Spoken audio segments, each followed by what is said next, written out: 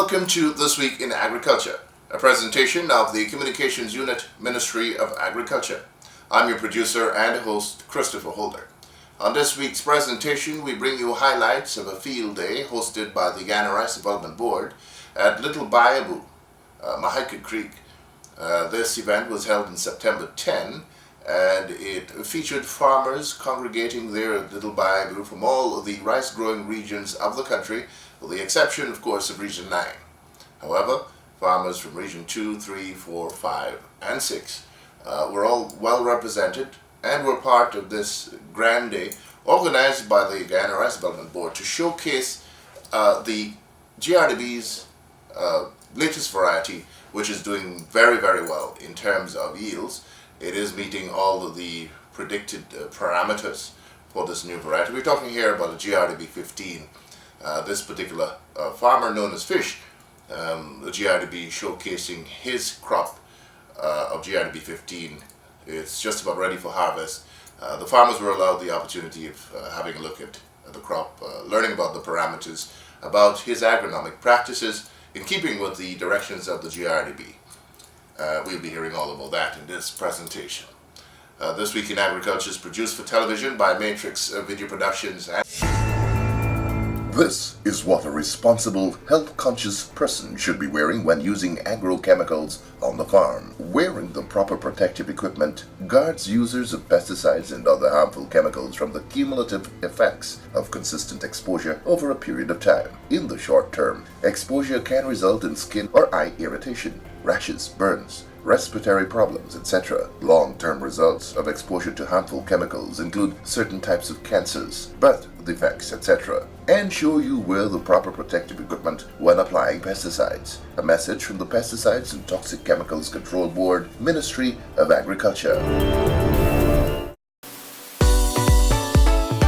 It is vitally important for a rice farmer to guard against an invasion of the dreaded weed commonly referred to as red rice, red or jaranga. If allowed to grow unchecked in your rice field, can result in significant losses, both in terms of quality and quantity of paddy harvested. Control of red rice can be achieved using an integrated approach of using clean seeds, effective water management, that is, growing the young rice plants under flooded conditions, roguing or uprooting the weed by hand, among others. If red rice in the field is still a problem before heading takes place, then the weedicide glyphosate can be applied selectively. This is done using an ordinary cotton rope dipped in a bucket containing the glyphosate mixture. After being saturated with the weedicide and squeezed to ensure no dripping occurs, the rope is then dragged across the tops of the red rice to ensure the wetting of its leaves. Extreme care should be taken to ensure that the rope does not touch the rice plants.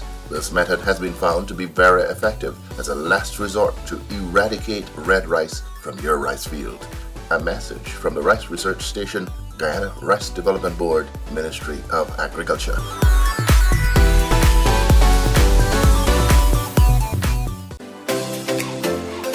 The Guyana Livestock Development Authority, GLDA, is reminding the general public that its range of services can be accessed from all 10 administrative regions of Guyana. These services include regulatory services such as the issuance of permits for the import-export of live animals, meat, veterinary drugs, hatching eggs, etc., and the granting of licenses for the trade in animals and animal products. These regulatory services also include quarantine for live animals, inspection at ports of entry, and livestock product facilities. In addition, GLDA provides services in the area of artificial insemination in cattle, small ruminants, and swine, livestock management, pasture development, beekeeping. The GLDA Veterinary Laboratory offers diagnostic services including testing for internal parasites, screening of blood and other tissues for the presence of diseases such as avian influenza, infectious bronchitis, Newcastle disease in poultry, and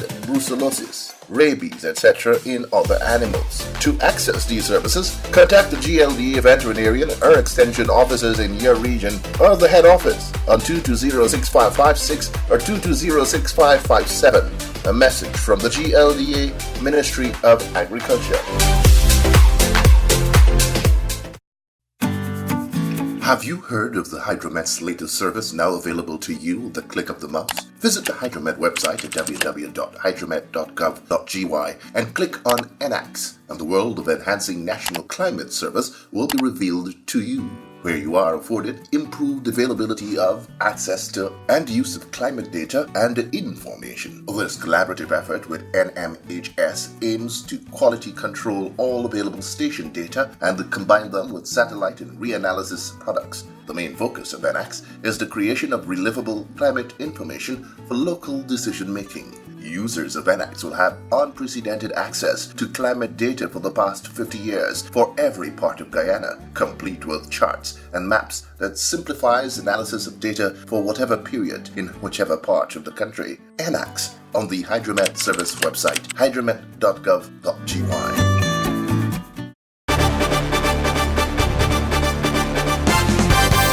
On Tuesday, September 10, farmers from all the rice-growing regions of Guyana converged in the rice farm of Mr. Ramesh Ship Sahai, known as Fish, at Little Biaboo, Mahika Creek, for a field day organized by the Guyana Rice Development Board, GRDB. The event provided an opportunity for farmers from across the rice-growing belt to have a first-hand look at the success being enjoyed by their colleagues in the cultivation of the GRDB 15. Farmers from regions 2, 3, 4, 5, and 6 were able to go into the farmers' cultivation to ascertain the various production parameters that were evident in the field that was just about ready for harvest. The day also afforded farmers the opportunity to trade stories on their experiences with the various varieties being cultivated across the country, a chance to learn from each other. During the formal session, farmers were brought up to date on the work of the Burma Research Station by Chief Scientist and Head of the station, Dr. Mahendra Prasad. Farmers were informed that the research station will be vigorously pursuing a closer working relationship with farmers across the country to further push the current high productivity they now enjoy. In this regard, the station will be conducting soil testing in fields across the country with a view to ascertaining the nutrient requirements of those fields to ensure that the right mix of fertilizers and macronutrients are applied at land preparation and at specific times in the crop. The field day was organized with the specific goal of allowing farmers from the various rice-growing areas of Guyana the opportunity of seeing firsthand the results of a fellow farmer who follows to the letter the recommendations of the GRDB's extension staff, especially as it relates to the GRDB 15. The farmer, known as Fish, spoke of his plot. This plot over there, actually, most time we do seed paddy in them here. There's a couple bag of basic and then raise from there. Over there we did last crop. Most time we just do the 10. Well, this 10 there now too again. And we just get like 68 cent a bag, the most I get there with the 10. And last crop I did the GRDB 15 there. And I get 85 bag, which there is 2.3 acre. Just across here. And this one is 2.1.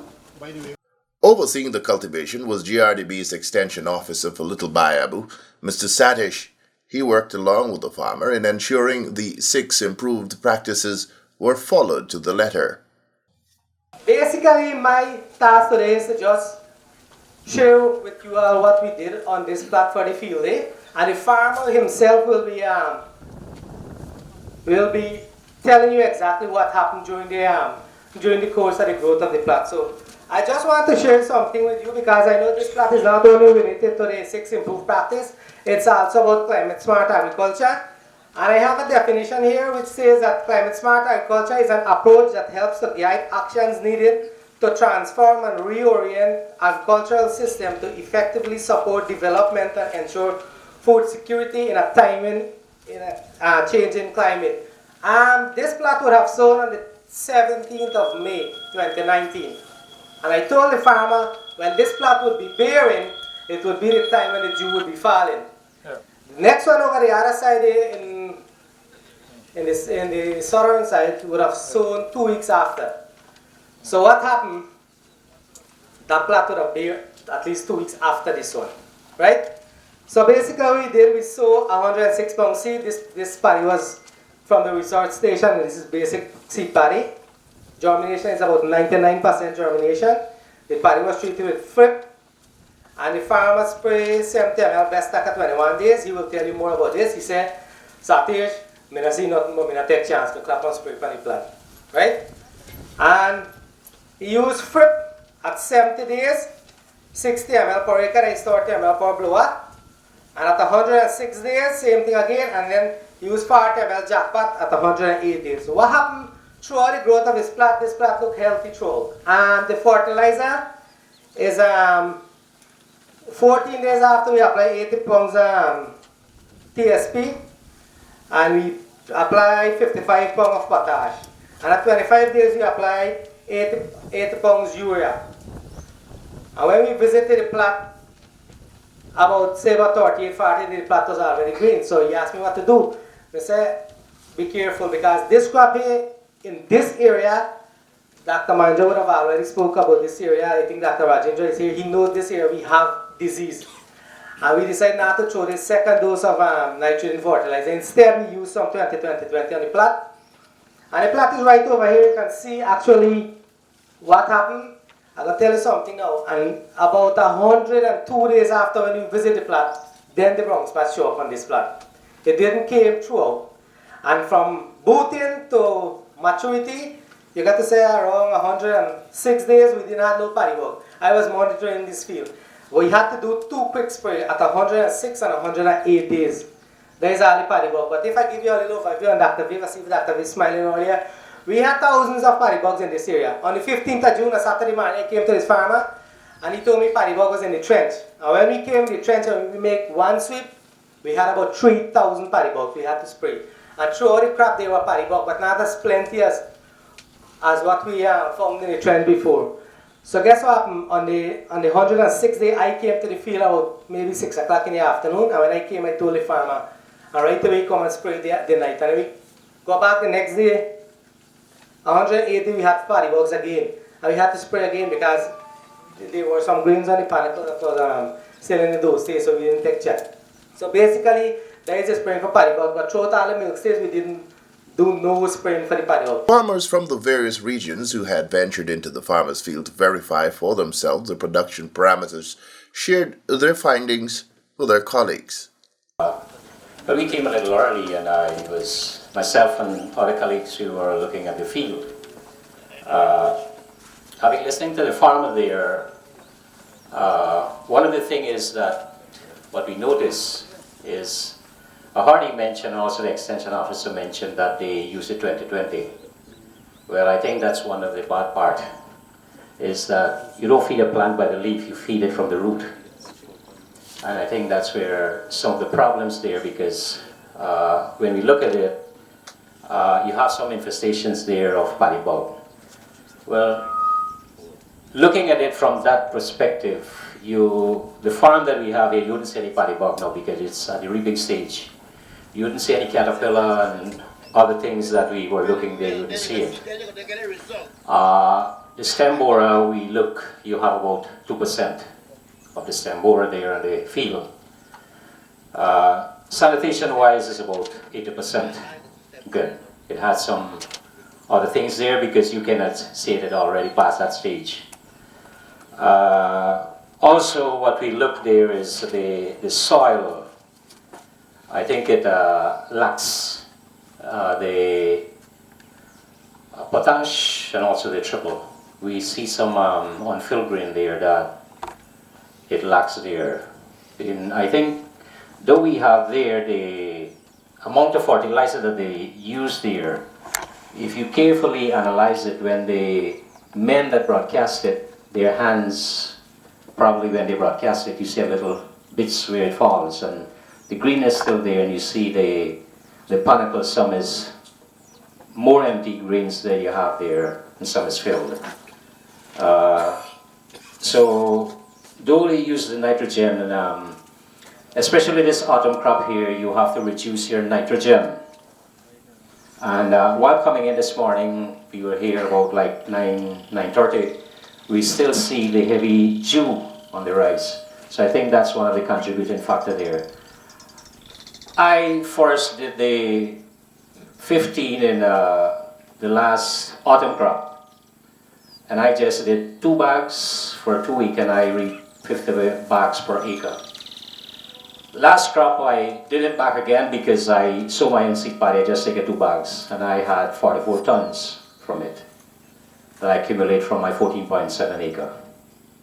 Well, we have observed the paddy bum, brown spots, with fall smut, a number of tillers, 87, number of green fill, 110, number of unfilled green, 25, plant height, 36 inches. Responding to some of the observations of the farmers on the plot of rice being demonstrated, GRDB's Extension Manager Mr. Bisesar Prasad stressed the importance of farmers sticking to the recommendations of the GRDB as it relates to all aspects of growing the crop.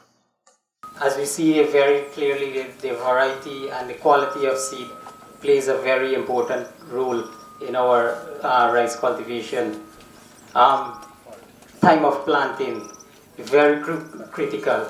We know that the time of planting for the first crop is 15th of November to 1st of December, and the second crop is 15th of May to 30th of June. Farmers go outside of that planting date, that planting period. There is an increased pressure of incidence of insect pests when you are late. We know there are reasons, there are limitations why farmers go late in sowing, but we are advising, see how much you can eliminate or minimize that lateness. Try to come within the planting time, because in the planting time, what we cater for that during the flowering period, when you plant within the sowing period, you trap the maximum sunlight for flowering.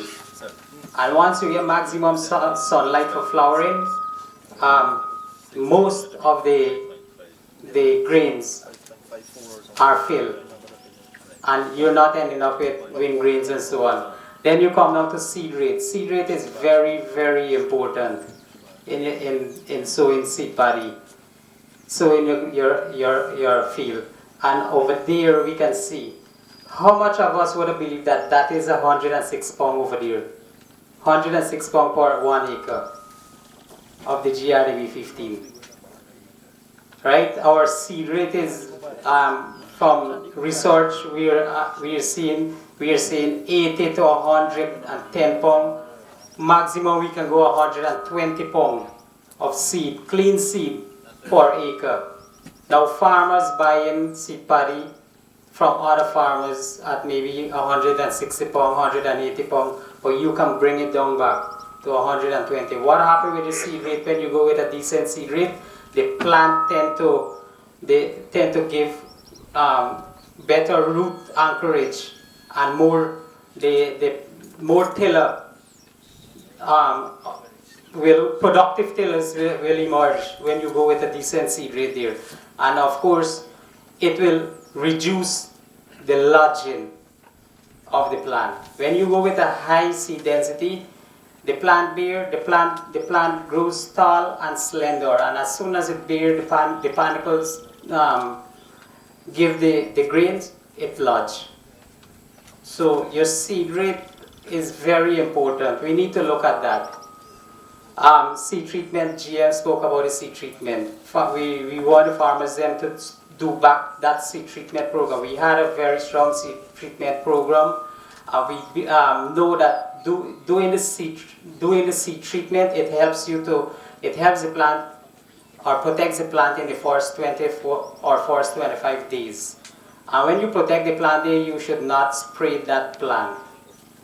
Because when you do not spray that plant within the first 25 days, 30 days, what happens?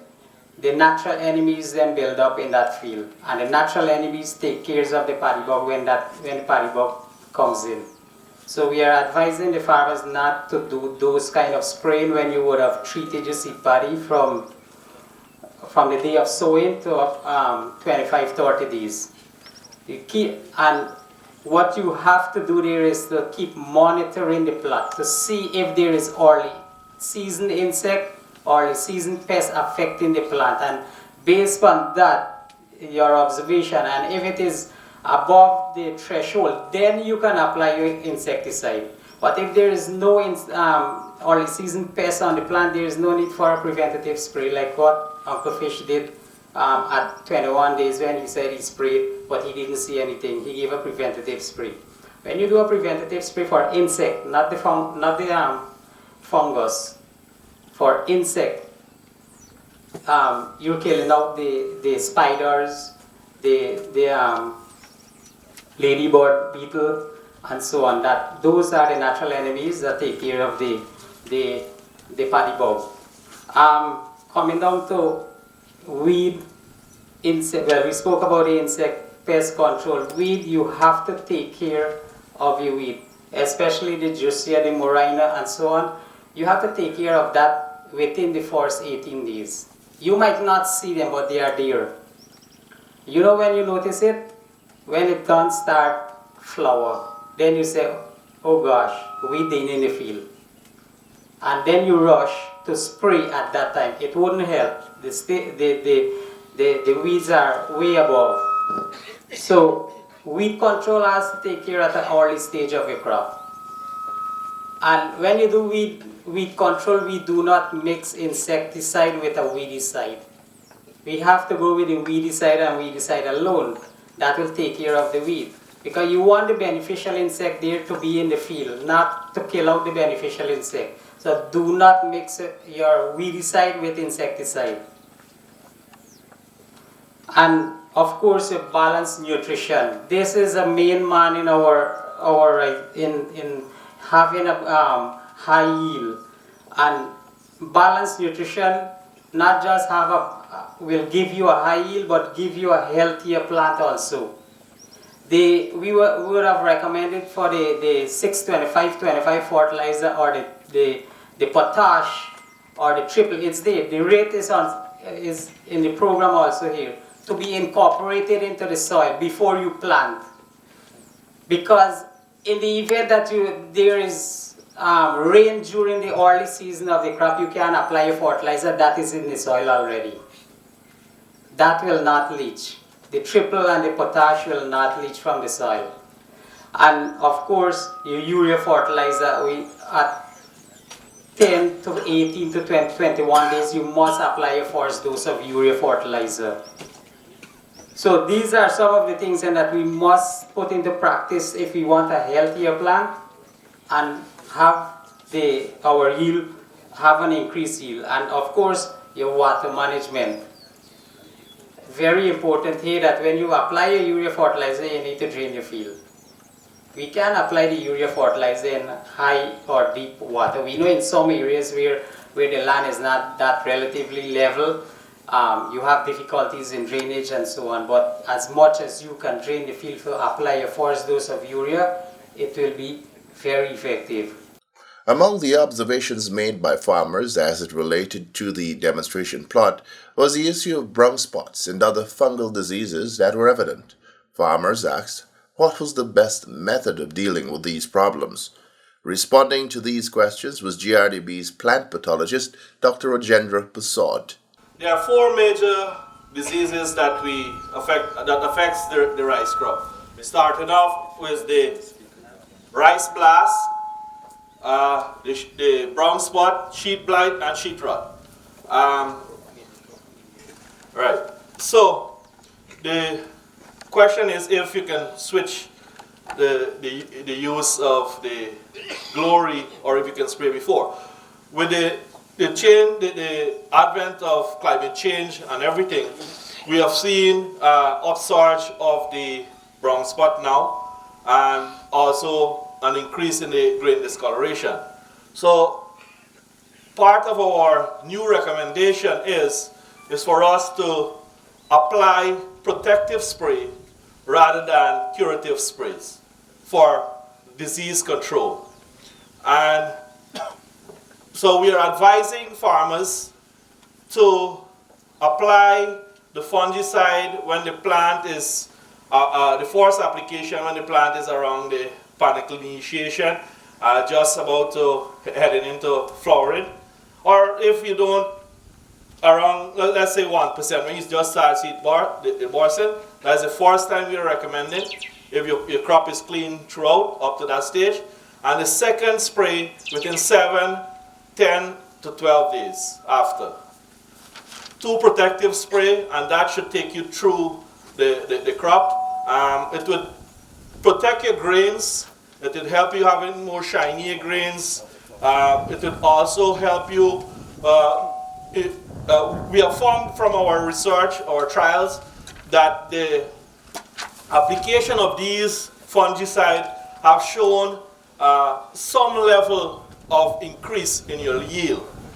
So collectively, once you use all as an integrated approach, you would see the benefit at the end. So and some of the current recommended fungicides for control of this disease, we have Amistar Extra, which is now in the system. We have Glory, we have Manzate, and we have Carbendazim, and we have the Fuji one, which are the older products. In his conversation with the farmers, GRDB General Manager Nizam Hassan spoke of the increasing productivity of the country's rice farmers, who have moved the national production average per hectare from 5.8 tons in 2018 to 6 tons for the first crop this year. Mr. Hassan projected that based on the numbers on the ground in terms of the hectares sown for the second crop this year, and the harvest figures so far in relation to yields per acre and returns at the mill, farmers will be realizing a bumper crop of at least 1.1 million tons of paddy. As we proceeded into the second crop, and despite the challenges that the industry faces, we've sown 90,482 hectares, which is up from the initial target of 85,000 hectares. The projections are that by the end of this year we will go past 1 million tons of paddy, 1.1 tons of paddy. Those are the projections. At the end of the crop, we will be able to let you know how we fared, how we performed. But the feedback that I have received from some farmers in Region 2, some millers, and other stakeholders within the industry, that is likely to be another big crop or bumper crop for the industry. And this augurs well for you, the farmers, and for all the stakeholders. Pointing to the export figures for the past half of this year, the GRDB told the farmers that earnings from the sale of rice to markets overseas realized some $134 million for Guyana. Those figures higher than for the corresponding period last year. But what is even more remarkable is that this higher export earning was despite there being less rice shipped to markets for the period. Now this year, the exports for the period, it's 3,000 tons. Yeah, 3,000 tons less, just about 1% less overall when we compare the period to period. But in terms of the value, we've gone up from 127 million to 134 million. In some of the markets that we have done exceptionally well, we've seen as much as 100% and sometimes more than 100% increases. In Antigua, for example, where we've exported 461 tons in January to August 2018, it's 834 tons for 2019. So overall,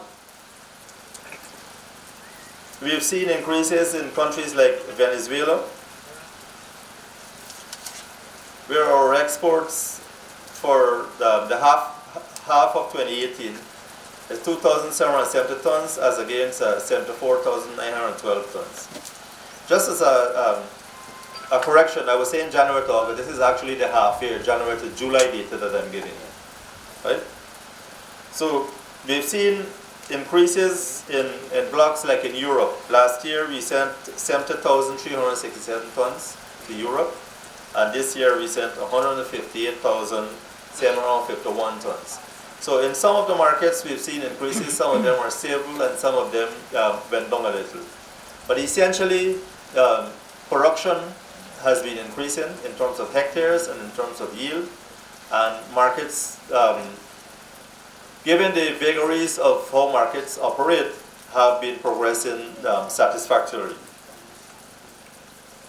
That said, I would like to let you know that we have commenced discussions with representatives at the Embassy of Mexico in Guyana, and we are working along with the Ministry of Foreign Affairs to establish a trade agreement for rice between Guyana and Mexico. The disclosure of higher earnings for rice exported prompted farmers to question why, if millers were earning more for exports, was that increase not being passed on to them, as the price for a bag of paddy has not moved from what it was for the last 3 crops. Mention was made that even though we did export a smaller quantity at one period, we received more money for that period, even though the volume was less.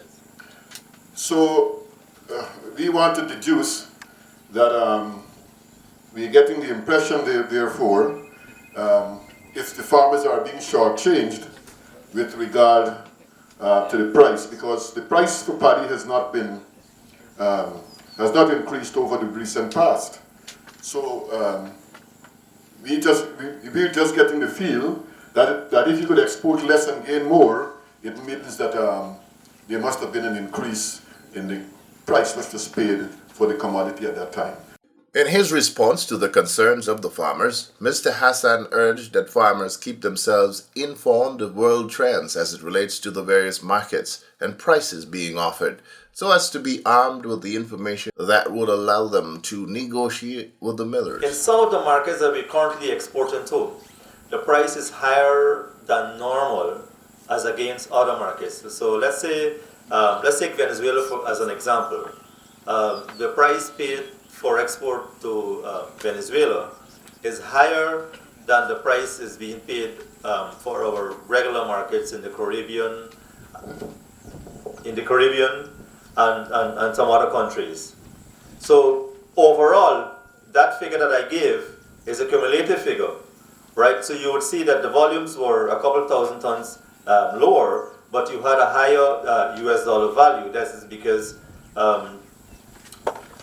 well, like I said, some of the markets have higher prices.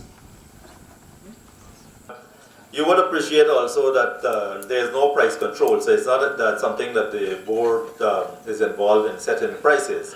This is why it's important for the farmers to stay in touch with the information, so to speak, then, in terms of when we release information, how much we're exporting, what are the volumes are, what our earnings are, so you have an idea. So you should be in a position to negotiate with the millers. But I don't know if we have a miller here, but I guess millers, they would have one standard price in which they're buying, but they would be exporting to different markets.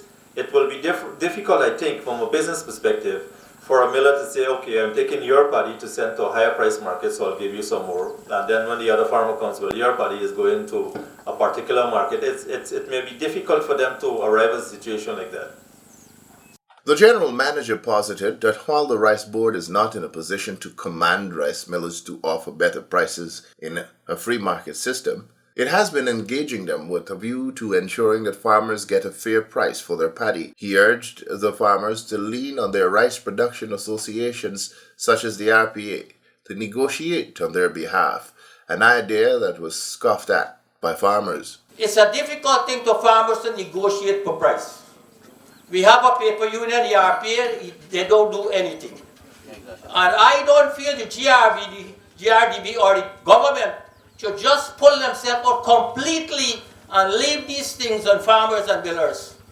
They should have an overlook, because what the millers are doing and can do is that they form themselves into a cartel, and they say, okay, we are holding at this price, and you say what the hell you want, no price more for you. So I think the GRDB will have to be more proactive, more supportive of the farmers, or else we are going to find some problem. Thank you.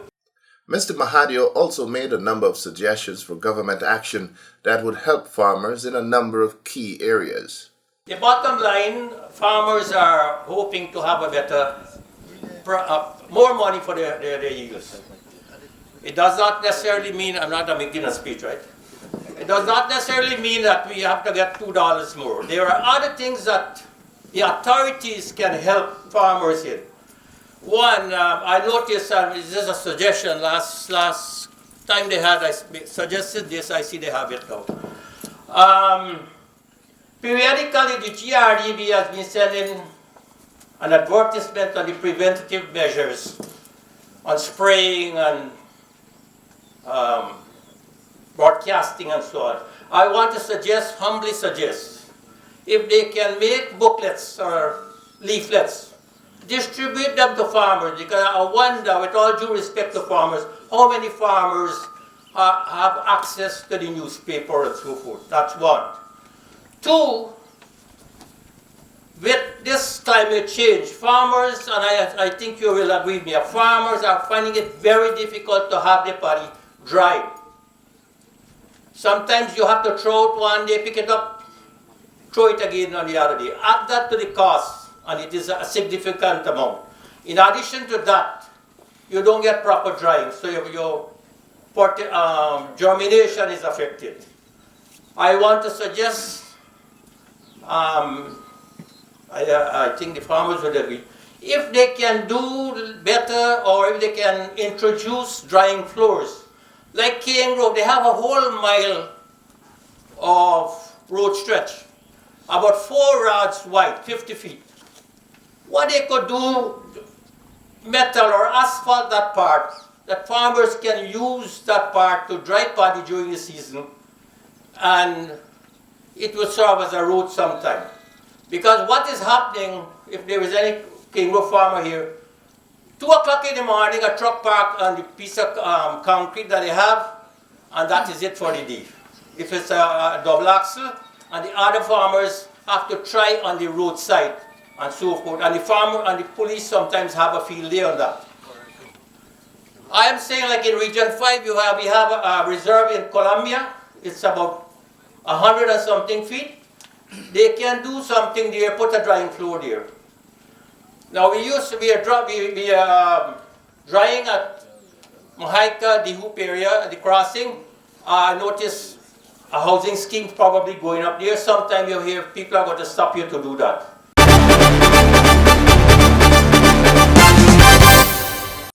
During the field day exercise, farmers were brought up to date on a range of issues and plans already on the way for the improvement of the rice industry's productive capacity. Among those developments related to farmers was seed paddy production. At the level of the board, Dr. Mahindra briefly summarized the research program at the research station. But I'd like to let you know that in terms of the seed production, we have procured a new seed cleaning facility. It's a bigger capacity, a 10-ton seed cleaning facility, which very shortly will be installed and will be able to produce higher quality seeds than we currently are producing. Dr. Mahindra also mentioned about the research being done on value-added products, and this is where I want to spend a little time on.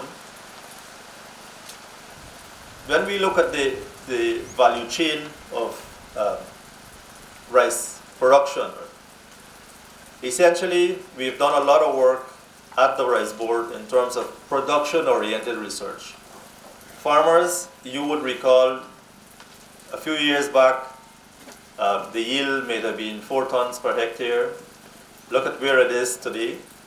This is because a lot of production-oriented research has been done by the team at the research station, so much so that we have higher yielding varieties.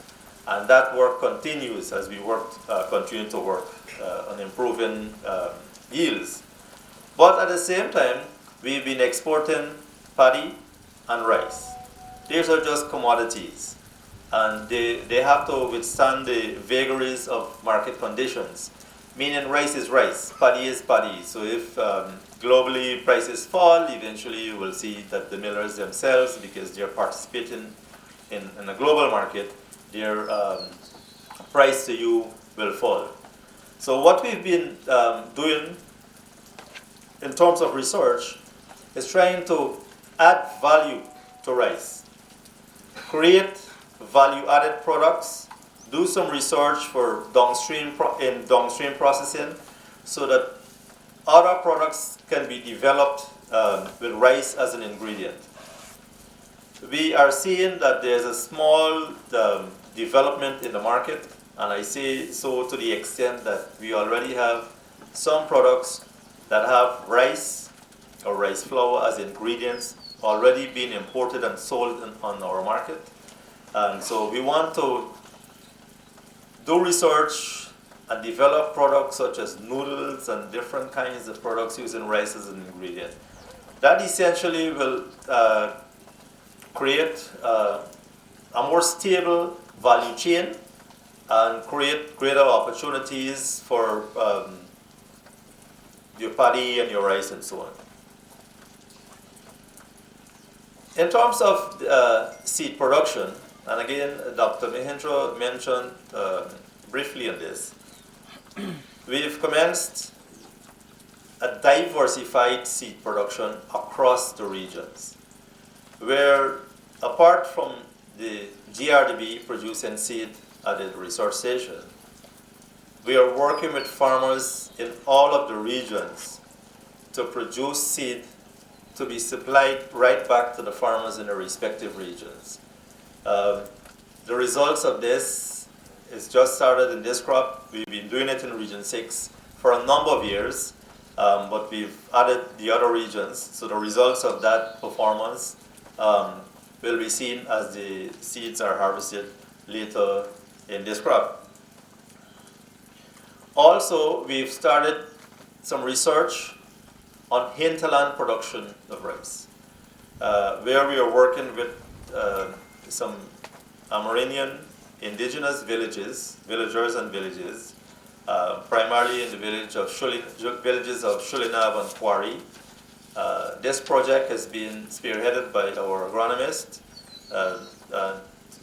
Again, the crop is not ready to be harvested yet, but once we have that data, then we will expand that program to bring additional villages and sort of like assist those villages with their food needs.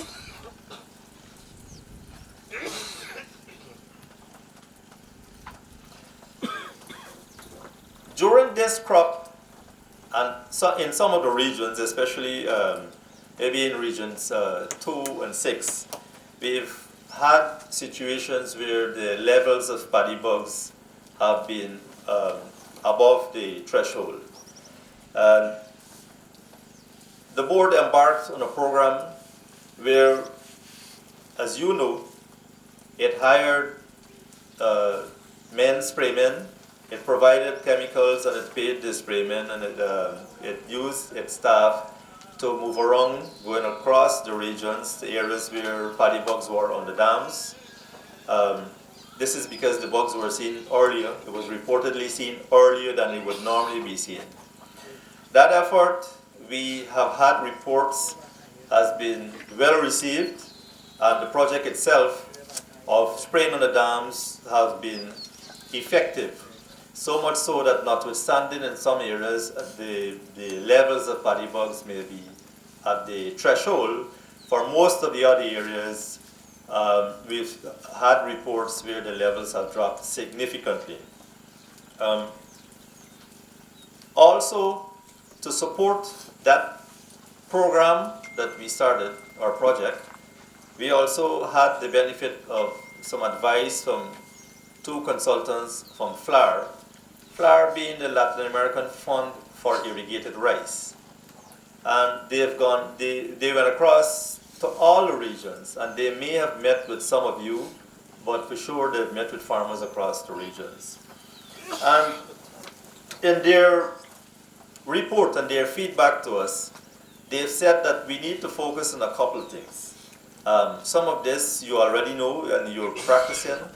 I will just state a few of them here to reinforce the things that you already know. And one that struck immediately was the planting date and the planting time. The advice definitely is for you to plant within the recommended period that you should be planting.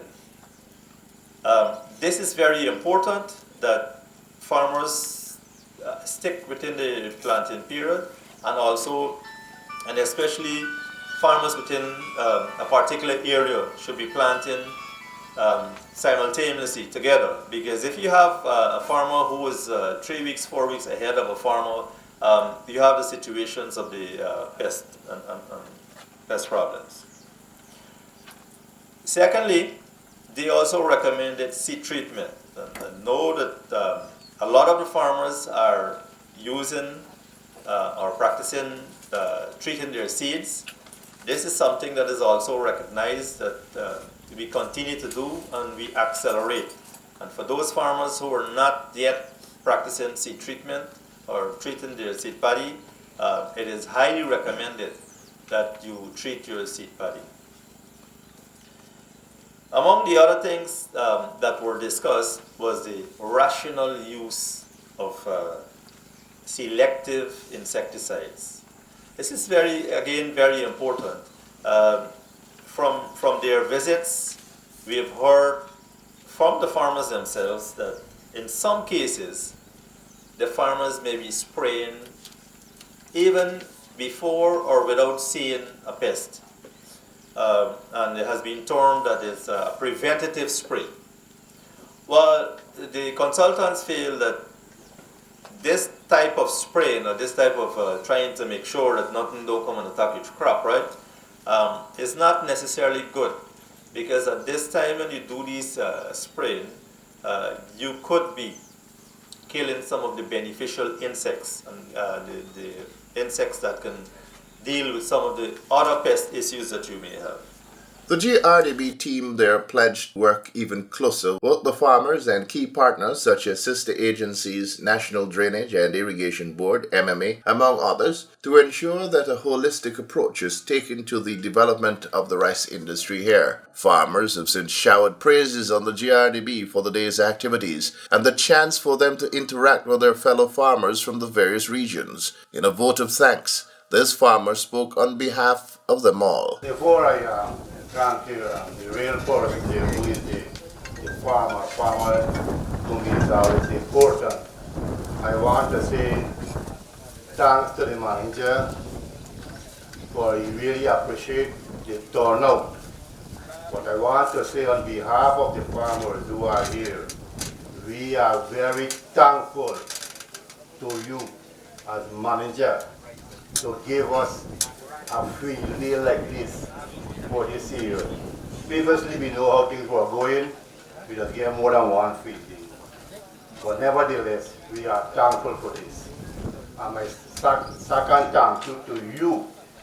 I want to say with your administration, especially with Canam, we feel that we would have we would have been like a Black Bush or Region 6 and Region 2 with the bush bug, so to speak.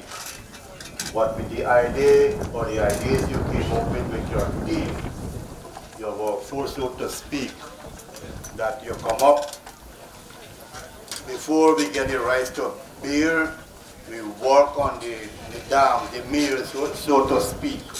And I can tell you, we had tremendous bugs before the crop started to bear on the mills. And with your advice and the work with the GRDB staff here with Canam, we work along with him. And we are looking forward for whatever help that was good. If we got more help in payment and so forth over here. I'm glad if you can expedite that. Right? Every help what we getting from GRDB, we are thankful. And I just want to remind you, and now it's not a challenge. We just feel so honored. The farmers just feel so honored. Like when Agriculture Month will come next month, and when some farmers, I'm not saying me, can get some of those commendation awards, we just feel happy. The home, our family, just acknowledge what we are getting from GRDB, right? And today, Mr. Farmer, we are pleased and happy to see your good works. And I want to tell this whole front table here that farmers are very intelligent in maths. Looking at the 150 to 250 grain per acre, for panicle, right? Sorry, 150 to 250 grains per panicle.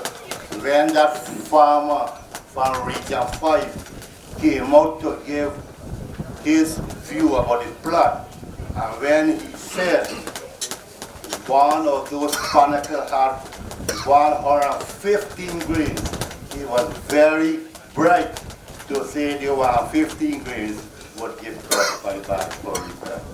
Once again, we'll bear in mind, we already came from Wickenow region to all the region. We are learning much here. And I can tell you all, without a challenge, I for one do well with these field days. I move from 25 to 35.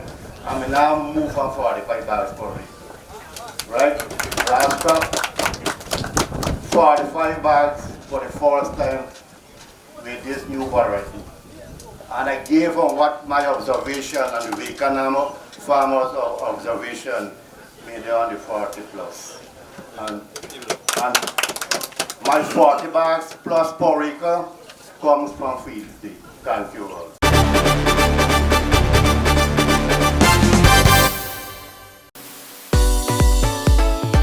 It is vitally important for a rice farmer to guard against an invasion of the dreaded weed commonly referred to as red rice, red or jaranga. If allowed to grow unchecked in your rice field, can result in significant losses, both in terms of quality and quantity of paddy harvested. Control of red rice can be achieved using an integrated approach of using clean seeds, effective water management, that is, growing the young rice plants under flooded conditions, roguing or uprooting the weed by hand, among others. If red rice in the field is still a problem before heading takes place, then the weedicide glyphosate can be applied selectively. This is done using an ordinary cotton rope dipped in a bucket containing the glyphosate mixture. After being saturated with the weedicide and squeezed to ensure no dripping occurs, the rope is then dragged across the tops of the red rice to ensure the wetting of its leaves. Extreme care should be taken to ensure that the rope does not touch the rice plants. This method has been found to be very effective as a last resort to eradicate red rice from your rice field.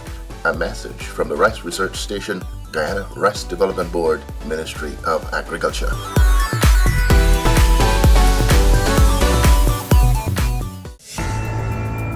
This is what a responsible, health-conscious person should be wearing when using agrochemicals on the farm. Wearing the proper protective equipment guards users of pesticides and other harmful chemicals from the cumulative effects of consistent exposure over a period of time. In the short term, exposure can result in skin or eye irritation, rashes, burns, respiratory problems, etc. Long-term results of exposure to harmful chemicals include certain types of cancers, birth defects, etc. Ensure you wear the proper protective equipment when applying pesticides. A message from the Pesticides and Toxic Chemicals Control Board, Ministry of Agriculture.